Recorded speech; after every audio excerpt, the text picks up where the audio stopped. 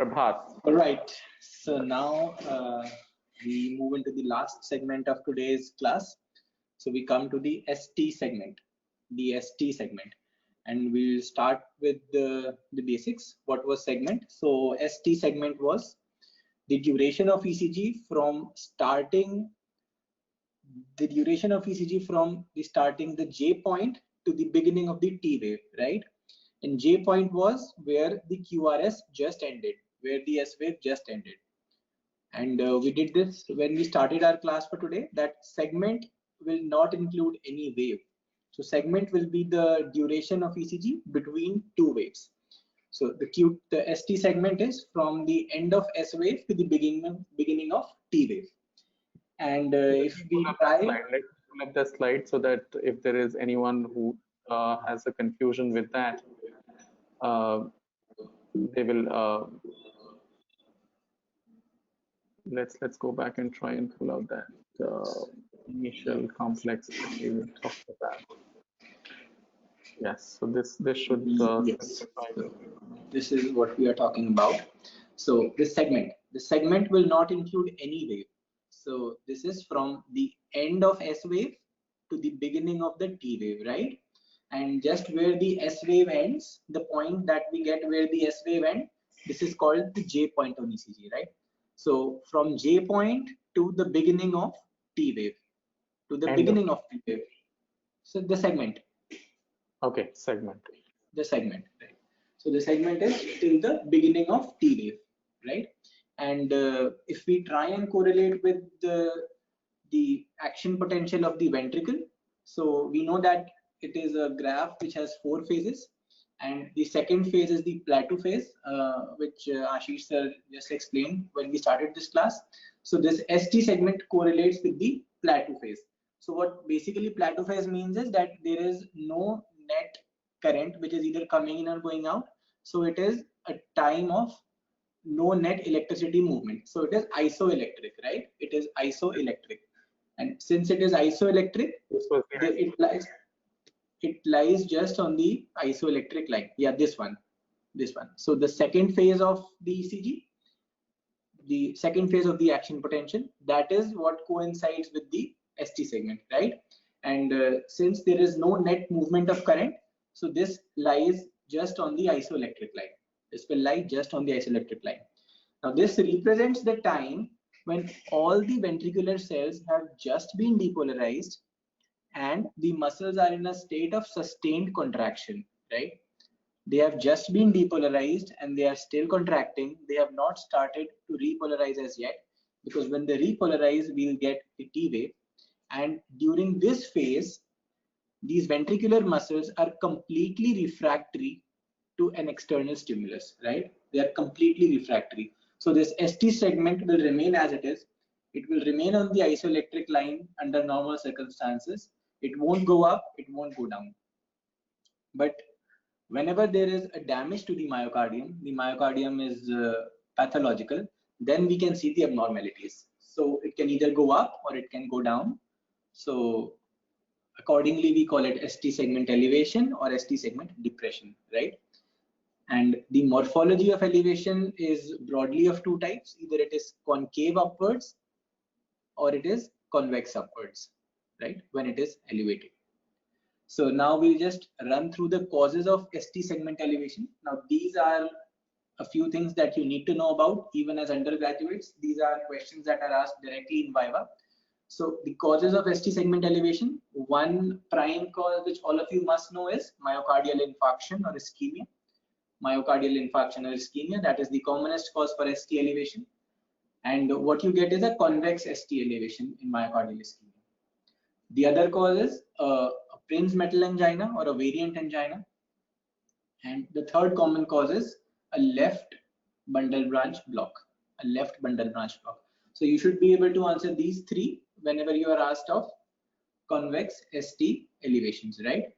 Now coming to concave ST elevations. Now they are classically seen with pericarditis, with acute pericarditis. That is when we see concave upwards ST elevation. And the second common cause is benign early repolarization. So these are two common causes of concave upwards ST elevation. You just need to know the causes because that is what will be asked in your exams, right? And then we have depression of ST segment. When the ST segment goes down, it goes under the isoelectric line. That is called ST segment depression. And the causes, again, the most common cause, or the cause which the examiner will want to listen to, is myocardial ischemia. Myocardial ischemia. And since the ST segment does not elevate here, classically it is seen in non-ST elevation myocardial infarction, or NSTEMI, right? NSTEMI is where you see this. Other than NSTEMI, another common cause is hypokalemia, and the third one is digoxin overdose. Digoxin overdose. So for ST segment depression, we need to know about NSTEMI, non-ST elevation myocardial infarction, digoxin effect, and hypokalemia, right? So yeah, that is about ST segment depression. So you need to know why ST segment is isoelectric, what are the causes of elevation, concave upwards, convex upwards, what are the causes of ST depression. That is all you need to know at this point in time. So after ST segment, what we get is the T wave. What we get is the T wave. So as Dr. Sonal taught us, the T waves happen due to repolarization of the ventricle, right? They happen due to repolarization of the ventricle. And another very important thing which she told us, and which must be remembered for exam purposes, that since it is a repolarization, so the flow of charge is negative, right? Because by convention, depolarization carries a positive charge and repolarization carries a negative charge. The other thing which Dr. Sonal taught us was that the direction of depolarization was exactly opposite as to the direction of repolarization, right? And by convention, if we have a positive charge coming towards the electrode, the deflection is positive. If we have a negative charge approaching the electrode, the deflection is negative. Now what we have here is we have a negative charge which is leaving away from the electrode because the direction is opposite, and since it's repolarization, the net charge is negative. So we have a double negative here, and two negatives cancel out, and what we get is a positive wave. So a T wave is normally positive. It is concordant with the QRS vector. Concordant means that it is in the same direction as the QRS vector. And we discussed this. The direction of repolarization is epi to endo, and direction is away from the cardiac leads. So it is away from the leads. That means it is from apex to the base, because depolarization follows an up to downwards route from the SA node downwards towards the apex, and this one goes just the opposite direction, from the apex towards the base. So double negative, that makes it positive. That is T wave, right?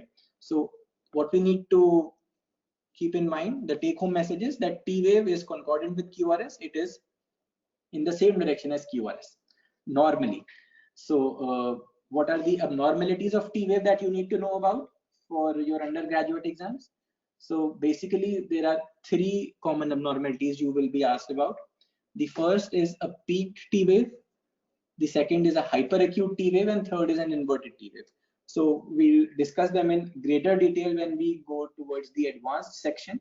But what we need to keep in mind for now is that a hyperacute T wave is classically seen in myocardial ischemia, and an inverted T wave is seen in hypokalemia, right? In hypokalemia, it may be seen in juveniles, it may be seen in younger people, but yeah, hypokalemia, that is T wave. Now, after T wave, what we get is a U wave. Now, U wave is a very interesting phenomenon on ECG. It is present normally, but it is not prominent enough that it can be seen. It is a normal feature on an ECG, but it is so small that it is quite commonly missed out. So what is the cause for U wave? So this U wave has been hypothesized to originate because of repolarization of the Purkinje fibers, right? The repolarization of Purkinje fibers. That is the cause for origin of these T waves, for these U waves, right? For these U waves. And there are a few features of normal U waves. The first one is that it goes in the same direction as the T wave. It goes in the same direction as T wave. Secondly, it is inversely proportional to the heart rate, right? If the heart rate is less, the size of U wave grows bigger, and if the heart rate is more, the size of U wave comes down, right? So the causes for high amplitude would be bradycardia, would be one cause, right? And normally the amplitude of U wave is less than 25% of the amplitude of T wave, is less than 25% of the amplitude of T wave. So that makes it about 1 mm, because the normal amplitude of T wave is about 4 to 5 mm. So the normal amplitude of U wave is less than 1 mm. So if it is greater than 25% of T wave or more than 1 mm, then we call it a prominent U wave. We will call it a prominent U wave. And we need to know about causes for prominent U wave. So just two causes for your level. The first one we just learned in the physiology, that it is inversely proportional to heart rate. So if the patient is in bradycardia, U wave will be prominent. And the second common cause is severe hypokalemia. Hypokalemia is a very common cause. That is what the examiner will want to listen to. Hypokalemia. Prominent U wave is seen in hypokalemia. And these prominent U waves are commonly seen in patients with QT prolongation. Again, because hypokalemia leads to QT prolongation, and prominent U waves may be a feature of QT prolongation, and QT prolongation leads to a very specific type of arrhythmia. We'll come to that in the next slide. Yeah, we'll come to that in the next slide. Torsades de Pointes. I hope I pronounced it correctly. Torsade de Pointe. So this is a French word. In French, you would call it torsade. S is silent because any last letter of any word becomes silent. So it's torsade de Pointe. Torsade de Pointe, right? You have to soften the T. It's not torsade, it's torsade de Pointe. Torsade de Pointe. Somebody will ask you. Right. That is how you pronounce it. That is just for trivial purpose. So what does it mean? So this means twisting around points, right? Twisting around points. So what is the point? The point here is the isoelectric line. If you ever come across an ECG of TDP, then you will see that the QRS complex is twisting around the isoelectric line, right? It is twisting around the isoelectric line. We need to know just 2 or 3 things about the pathophysiology of this specific arrhythmia. First of all, the main predisposing factor for TDP is a prolonged QT interval. A prolonged QT interval. Since the QT interval is prolonged, this leads to delayed repolarization. This leads to a delayed or a prolonged repolarization.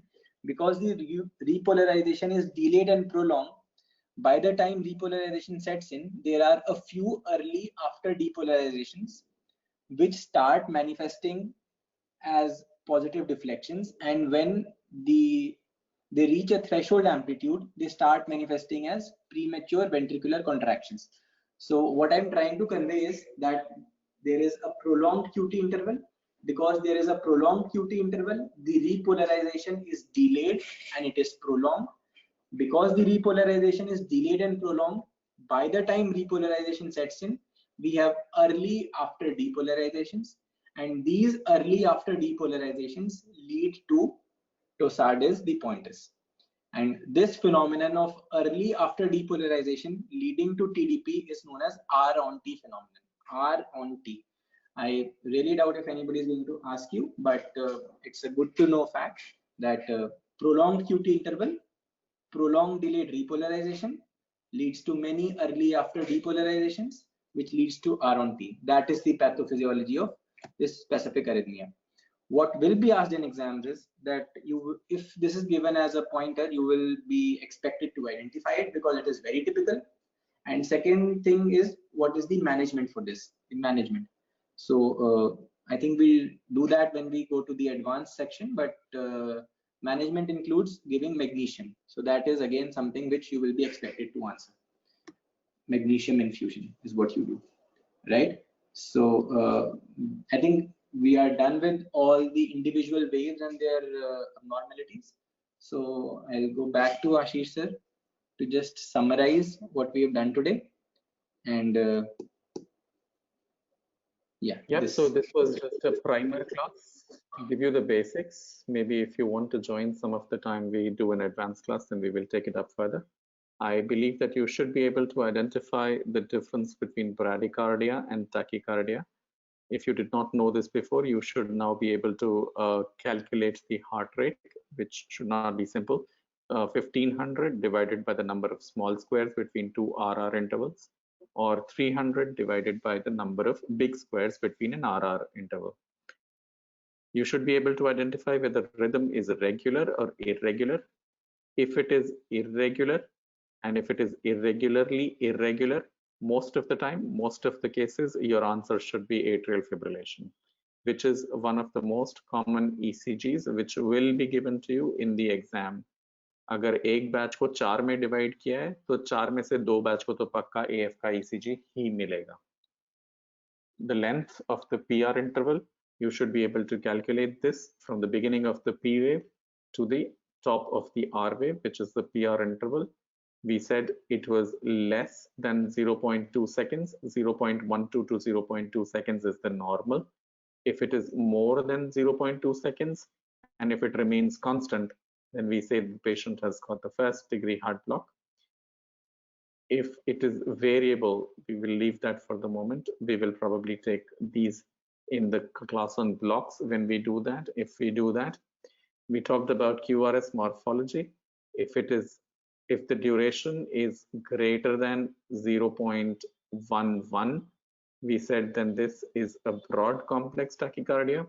If it is less than 0.11, then it is a narrow complex QRS. We spoke about the axis. You should be able to identify a left axis. A left axis leaves and a right axis reaches. So you should be able to remember the right and the left axis. The QRS voltage, we talked about the LVH and the RVH based on the summation criteria, how we sum up the amplitude or the height or the depth of the R waves and the S waves in V1 and V5, V6 to calculate what is the left ventricular hypertrophy or the right ventricular hypertrophy. We talked about QT, and QT corrected more than 0.44 is abnormal, and you need to look at that more carefully. We talked about ST segment, how it should be isoelectric, and what happens when it is above or below the baseline. We spoke of T waves, we spoke of hyper T waves or very high T waves, or we talked of also U waves, and we said the two important causes of U waves becoming prominent are bradycardia and hypokalemia. With that, we come to an end of this class, and I'm really sorry, Bhavya and Prakhar, you had questions in between. It's beyond 8. I don't know if Prabhat would be keen to stay back and take questions. I would not be able to. We can ask them to send these questions by email, and Yes. take it up on an individual basis. Thank you. That we had some ECGs. You should be able to identify this. This is practically a broad complex QRSs which you don't understand anything. कुछ और दिखता नहीं है इसमें. This is a ventricular tachycardia. This one was a rhythm where you have P waves, which are like sawtooths. We did not talk about these, but these are all P waves which are coming in. There are several P waves, and this is an atrial flutter. We had this, which we discussed this in during the session, and this was an LVH, and we kept this. If you look at this, then the ST segment is pretty high and elevated in all these, and this is a myocardial infarction, which is, if you look at this, this is the clearest ST which is elevated and which has a convexity which is upward. Yeah. And rest of it in the advanced class, and we have it. Thank you so much for being there. Thank you for joining in.